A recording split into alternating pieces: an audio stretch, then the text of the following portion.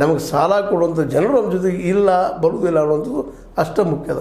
ಹೀಗಾಗಿ ಅಮೇರಿಕೆ ನಮ್ಮ ಮೇಲೆ ಡಾಮಿನೇಷನ್ ಮಾಡುವಂಥ ಕೆಲಸದ. ಯಾಕಂದ್ರೆ ಅದಕ್ಕೆ ಆ ಅಮೇರಿಕೆಗೆ ಈ ಭಾರತ ಒಂದು ಮಾರ್ಕೆಟ.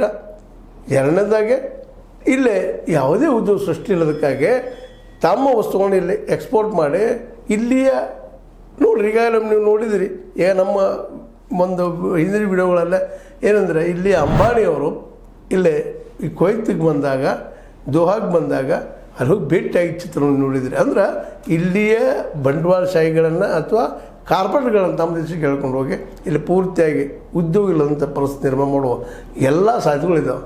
ಹೀಗಾಗಿ ಇವತ್ತು ವಿಶೇಷವಾಗಿ ಇಲ್ಲೇ ಬಾಂಗ್ಲಾದಲ್ಲಿ ಅಲಾನ್ ಮಸ್ಕ್ ಬಂದಿದ್ದಾರೆ, ತಮ್ಮ ಸ್ಟಾರ್ ಲಿಂಕನ್ನು ಕೊಟ್ಟಿದ್ದಾರೆ ಬಾಂಗ್ಲಾದಲ್ಲೇ. ಅದಕ್ಕೆಲ್ಲ ಕ್ರಿಪ್ಟೋ ಕರೆನ್ಸಿ ಅಂದರೆ ಇದಕ್ಕೆ ಯಾವ ನಿಯಂತ್ರಣ ಇಲ್ಲ. ಅದು ಈಗ ನಮ್ಮ ಇಸ್ಲಾಮಾಬಾದಲ್ಲಿ ಇಷ್ಟಲ್ಲಿ ಸ್ಟಾರ್ಟ್ ಆಗೋದು. ಅಂದರೆ ಇದರಿಂದಾಗಿ ನಮ್ಮ ಬ್ಯಾಂಕಿಂಗ್ ಸೆಕ್ಟ್ರಿಗೂ ಹೊಡೆದು ಬೀಳ್ತದೆ, ಜೊತೆಗೆ ನಮ್ಮ ಅಗ್ರಿಕಲ್ಚರ್ಗೂ ಹೊಡೆದು ಬೀಳ್ತದೆ. ಮತ್ತು ನಮಗೆ ಬೇರೆ ಹಾದಿಲ್ಲ ಅನ್ನೋ ಪರಿಸ್ಥಿತಿ ಬಂದಿರ್ತದೆ.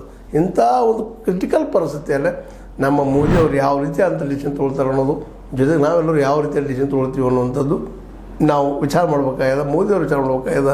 ಈ ದಿಶೆಯಲ್ಲೇ ನಮ್ಮ ಇವತ್ತು ನಾವು ಇಲ್ಲಿವರೆಗೆ ಇಲ್ಲಿ ನಮ್ಮ ಕಾರ್ಪೊರೇಟ್ ಬಗ್ಗೆ ಟೀಕೆ ಮಾಡ್ತಿದ್ವಿ, ಅವರು ಬೆಳೆದರಪ್ಪ ಅಂತ ಹೇಳ್ತಾ ಇದ್ವಿ. ಇನ್ನು ಅವರು ನಮ್ಮ ಅನಾನಮಸ್ ಕೈಯಲ್ಲಿ ಸಿಗುವಂಥ ಅವ್ರ ಅಂಡರ್ದಲ್ಲಿ ಬರುವಂಥ ಸಾಧ್ಯತೆಗಳು ಹೆಚ್ಚಾಗಿದ್ದಾವೆ. ನಮ್ಮ ಅದಾನಿ ಆಗಿರ್ಬೋದು, ಅಂಬಾನಿಯವರಾಗಿರ್ಬೋದು, ಇವತ್ತು ಮಿತ್ತಲ್ ಅವರಾಗಿರ್ಬೋದು.